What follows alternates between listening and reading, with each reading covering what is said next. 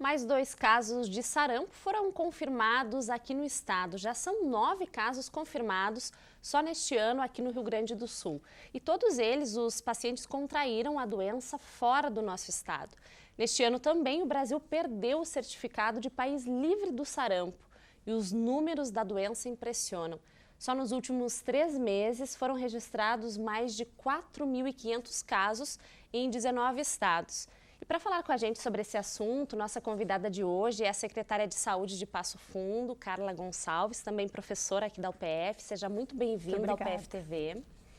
Secretária, quais são os riscos que o sarampo pode trazer para uma pessoa, seja criança ou adulto? A questão é que ele tem o risco de morte, né? Então, a consequência mais grave é a morte. É uma doença que pode ser prevenida por meio da vacina. Infelizmente, todos esses movimentos que são internacionais em relação às pessoas questionarem as vacinas, não fazerem as vacinas, vem trazendo isso porque o vírus ele está circulando, as pessoas não imunizadas tomam contato e acabam desenvolvendo a doença, né? Então, o Brasil tem uma referência internacional em relação às imunizações e é uma pena, né, que isso esteja acontecendo pelo fato de notícias falsas, enfim, a respeito, né, da vacinação. O país ter esse número de casos depois de 20 anos, isso tudo se deve principalmente por causa da falta da vacinação. Exatamente, a falta não só no Brasil, né? A falta da vacinação também em outros países, inclusive países dos Estados Unidos, enfim, na Europa, que essas notícias circulam também, existem vários movimentos nesse sentido, né, para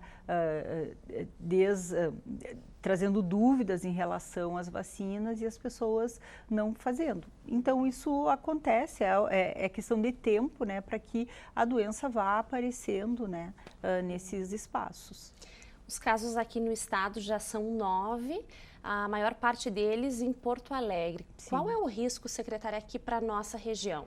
Na verdade, as pessoas elas circulam hoje. A gente, né, tem as pessoas estão circulando nos diferentes territórios, diferentes locais, e à medida que alguém não vacinado entra em contato com o vírus, né, pode haver então essa disseminação.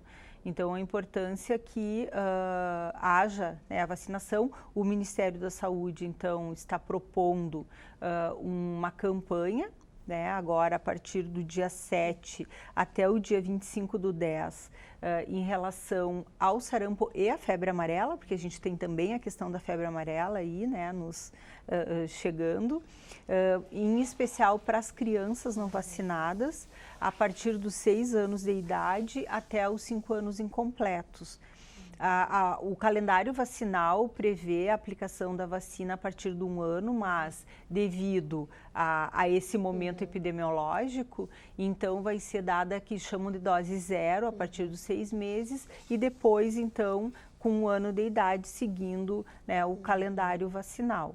Hoje aqui em Passo Fundo as unidades têm disponível a vacina? Sim, temos a vacina disponível, né, a tríplice viral, em todas as unidades de saúde, a do sarampo especificamente. Nós habilitamos agora, hoje na verdade, a Epidemio fez a análise final, mais uma sala de vacinas lá no Jabuticabal, e eu acredito que até o final dessa semana nós temos habilitado também mais uma sala de vacinas no Parque Farroupilha. Então, todas essas têm disponibilidade. Qualquer pessoa pode fazer? Não, na verdade, nesse momento, né, é focado naquelas pessoas que têm a faixa etária, que tem acontecido o maior número de casos, então, que são as crianças. E aí nós teremos também uma campanha a partir do dia 18 de novembro até o dia 30, e específica para as pessoas na idade entre 20 e 22 anos, né, que são as 2 faixas etárias onde tem acontecido o maior número de casos. Então, como não se pode ou não se tem, talvez, recursos para se vacinar toda a população, então tem que se trabalhar com aquelas faixas etárias que têm acontecido.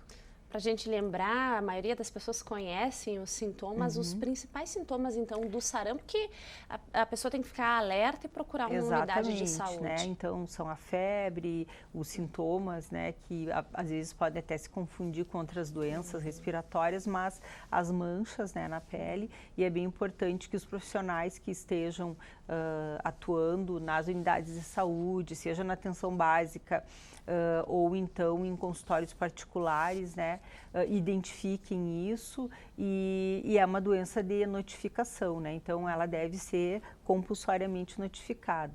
Infelizmente, a gente está vendo o ressurgir de muitas doenças infecto-contagiosas, né, então vão se agregar aos demais problemas de saúde da nossa população.